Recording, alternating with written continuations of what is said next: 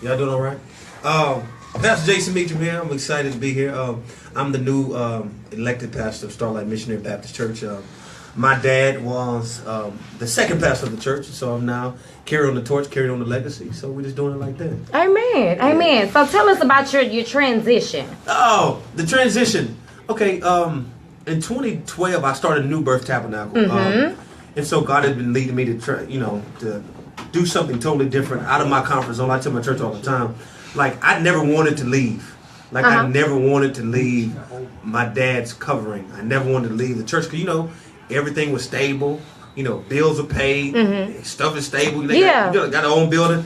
I said, okay, God, you telling me, I'm going to go. So I went out there, done that for like 5 years. Okay. And then my father got sick with cancer. And so I was doing both services, doing New Birth in the morning and going to do Starlight in the afternoon.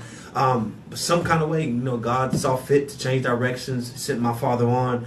And now merged both churches as of January of this year. Amen. Brought New Birth. So I think it's now we're bringing New Birth to Starlight. Okay. So like a new energy, a new vibe to Starlight. And so we're just merging these two worlds. It's been great. Okay, awesome. Okay, so I know you as the musician son. Amen. Yeah. Amen. Now if you don't know, Jason Meachum is cold on these keys. Okay, I know he Pastor Meachum now.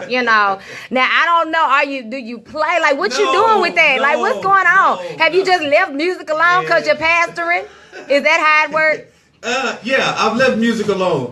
Really? I've been blessed with an awesome staff of musicians, and so I don't play anymore. Now, come on. Some Sundays I get the itch.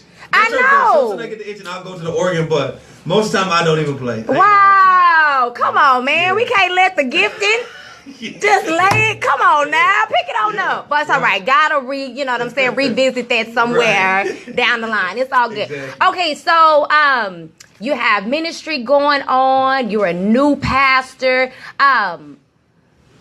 In all honesty, with being a new pastor, and you're a young pastor. Right. Okay, I'm getting all in your business, but how old are you? 34.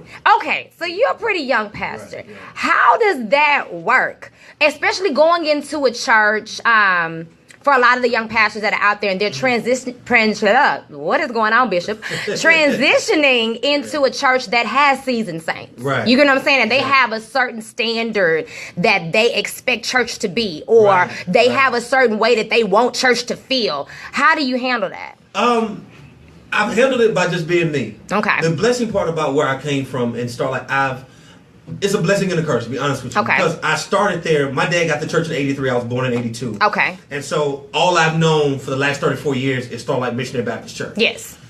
And so you got these people that seen you grow up from a baby. Yeah. And so now it's like, okay, this little guy is not a pastor, so how you going to tell me anything? Yes. But the truth is now, I honestly been winning them with the word. Amen. And so they're not really caught up on little Jason anymore. Yeah. It's like, oh, okay, hold on, this little guy. Yes, like he preaching. Right, he preaching. And it makes sense. Yeah.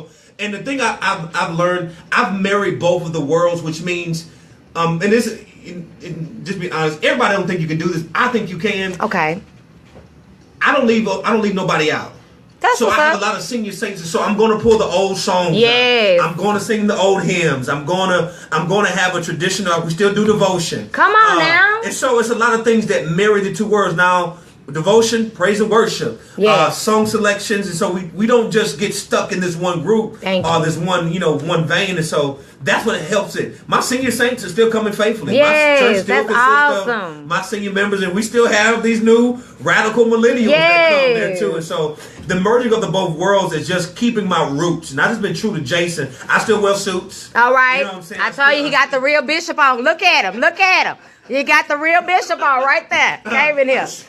Yes, sir. I still wear suits, but I also, like last Sunday, I preached in Jordans in a polo shirt. Yes. And so, my church has gotten comfortable in just being able to accept both sides. Yes, both sides of you. Okay, so you touched on something I think is really, really dope and awesome, because I think a lot of people have trouble transitioning people or getting people to move forward. So I know that you do a lot of like social media and everything. Right. So how do you deal with that with your seasoned saints? Because I'm telling you, I have interviewed a lot of young preachers, and it's difficult. You get what I'm saying? Because they don't really want to get involved with it, and I know that you do that a lot. So how do you keep them engaged with that? I do stuff that caters to them. Okay. You know what I'm saying? I do stuff. I talk on their level. I talk on their.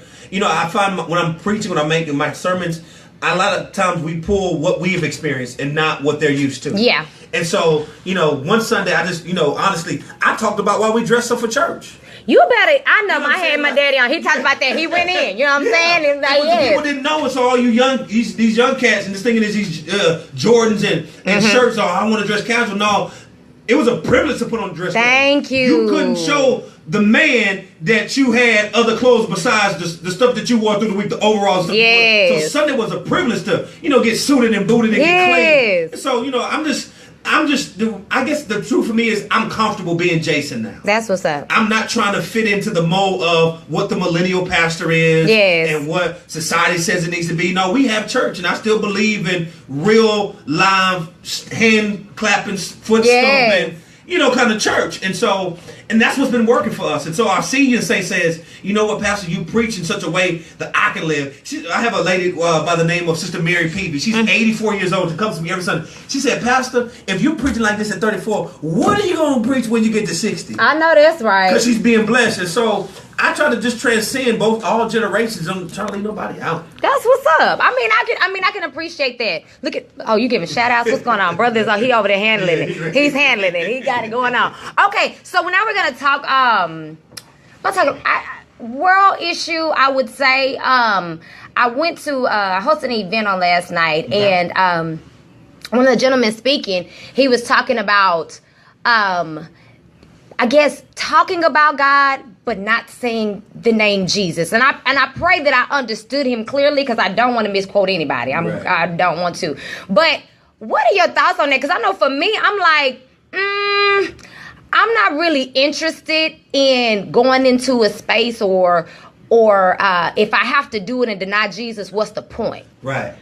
Like, what is the point? Like, why am I walking this Christian walk? If whatever I'm doing, I gotta downplay who I'm rolling with. Like, that's whack to me. You know what I'm saying? So I want to know your opinion on that. I'm of the same opinion. I'm of the same opinion with that, because I believe we water down the message so much. Yes. Like, we're scared to say the name Jesus. We're scared to talk about God. And so now everything is supposed to be uplifting and generic. That's the perfect